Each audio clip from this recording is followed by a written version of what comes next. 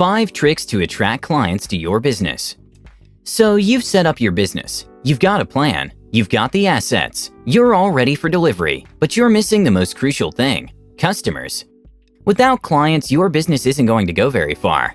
However, there are plenty of tips that other businesses have had to learn the hard way that you can implement to attract clients. A varied and loyal customer base will help you to grow sustainably but quickly. Therefore, it's essential that you implement a strategy for attracting these clients to your products and execute this strategy effectively. We're going to run through 5 tips to help you do this. Apply them to your business and watch that customer base grow. Remember to like this video if you're enjoying it and click our subscribe button for more from the 925 Rebel and how to escape your daily grind.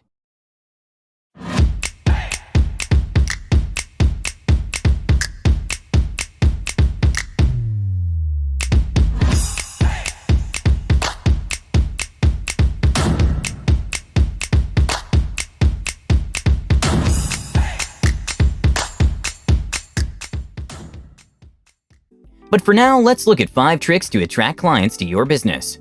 The first thing to do is to plan, and to do that, you need to set achievable goals for attracting clients. Setting goals is critical to any business. Even though it may seem like a draining task, goal setting can actually motivate you. Remember these points as you set your goals. Write down short-term and long-term goals for attracting new customers. Start by working towards short-term goals, which can lead to achieving your long-term goals. Use the SMART technique for goal setting. SMART stands for specific. So how many customers do you want to acquire? Using which channels? Social media, referrals, Google searches, etc. Measurable.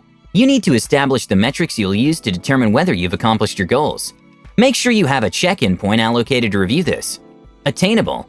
Analyze each goal and determine its feasibility. There's no point in setting goals that aren't achievable. You'll only become demoralized. Relevant. Determine which goals are the priorities for your business. Refer back to the point about specificity and make sure that these goals are tailored around your business. A repair shop is going to be very different to a pet grooming service. Time-bound. Set a time frame to meet every goal.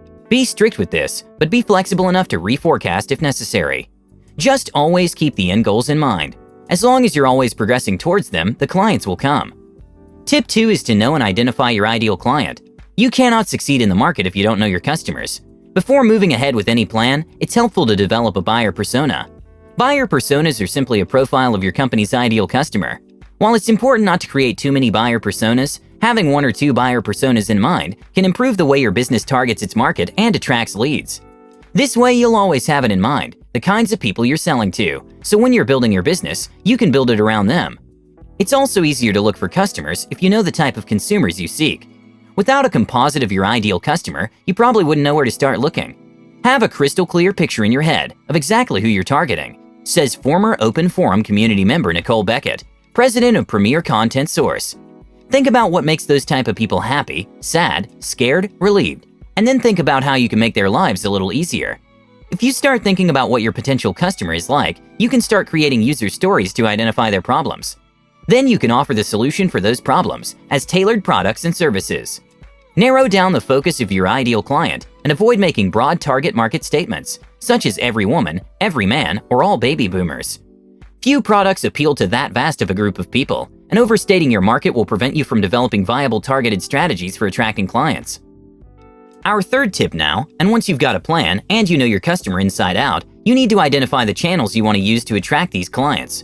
Your customer profiling should have helped you with this point already. As it's best for businesses to meet potential customers on the channels they use most, your profiling should include what these channels are. Are they on social media? Would they prefer email, meeting in person?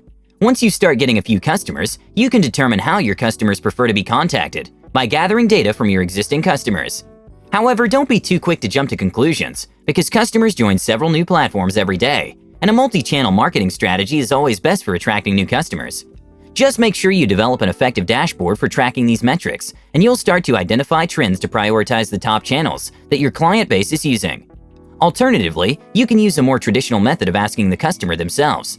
If you're getting a few orders, make sure you've got a question on their order form that tells you where they found you. If you're starting from scratch, look at existing companies and find out their most effective channels. Again, this can vary from sector due to different demographics. Tom, a graphic designer from San Francisco who wants the latest software, is unlikely to be attracted by traditional methods such as post. However, Vera, a knitting expert from Tampa Bay, may well be attracted to this kind of marketing. Find the right channels for your business and lean your communications towards those methods. 2 more tips to go, and this one will start to help your business grow to the next level. Form partnerships and network. Once you've got a modest customer base and you're looking for that consistent stream of work, this tip pays off. Teaming up with businesses that offer complementary services offers you the opportunity to take advantage of synergy, which can be very effective in building a business. For instance, if you have a company that specializes in SEO, consider teaming up with a business that builds websites. Here you have access to an already developed customer base. Everyone wins in this scenario. Your partner business can offer more services. The customer has more access to products that are relevant to them, and you get a whole new pool of clients that are tailored to what you do and more likely to buy.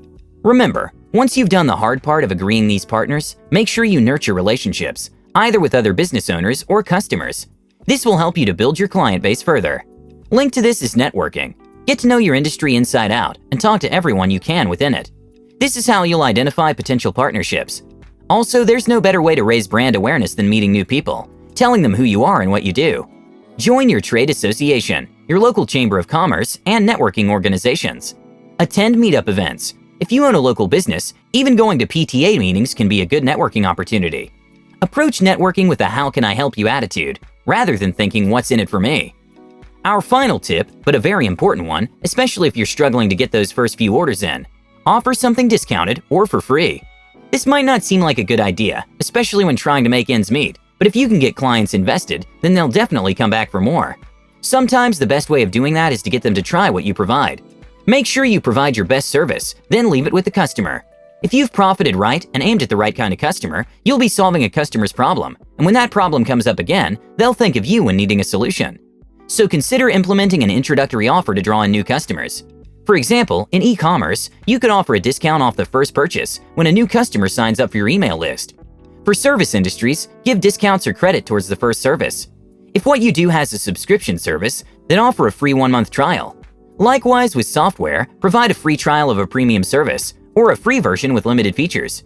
You'll recognize a lot of these techniques from products that you've used in the past. This is because they work and are a great way of finding clients that will become invested in your product. These are our 5 tips for attracting clients to your business. We hope that you can take these on board and apply them to your business ventures.